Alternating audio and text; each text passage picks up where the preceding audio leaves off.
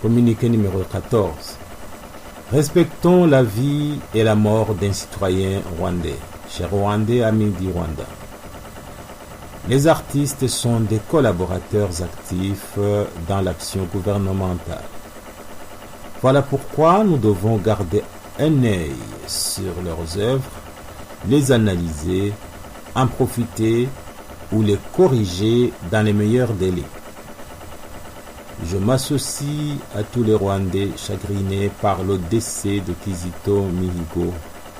Je lui adresse mes adieux tout en partageant 2 leçons à mes compatriotes qui scrutent l'avenir.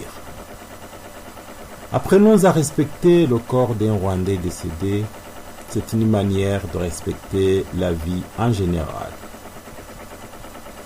Que nous, les politiciens, exploitons les messages des artistes vivants au lieu d'exploiter leur mort.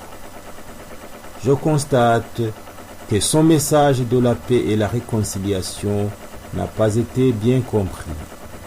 Car au Rwanda, nous ne débattons pas.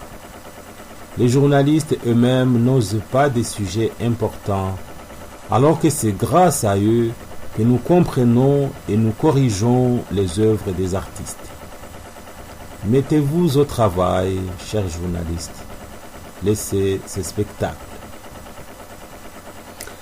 La deuxième leçon s'adresse à la diaspora. Votre politique et votre terrorisme nous attireront tous les ennuis. Ne vous prenez pas pour des saints dans cette affaire.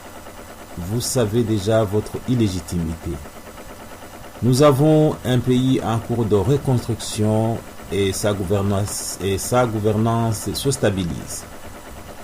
Je vous invite à entreprendre une démarche participative plutôt que vos appels alléchants à l'exil des citoyens ou votre exploitation politique de tout le malheur survenu comme celui-ci pour chauffer la tête des gens.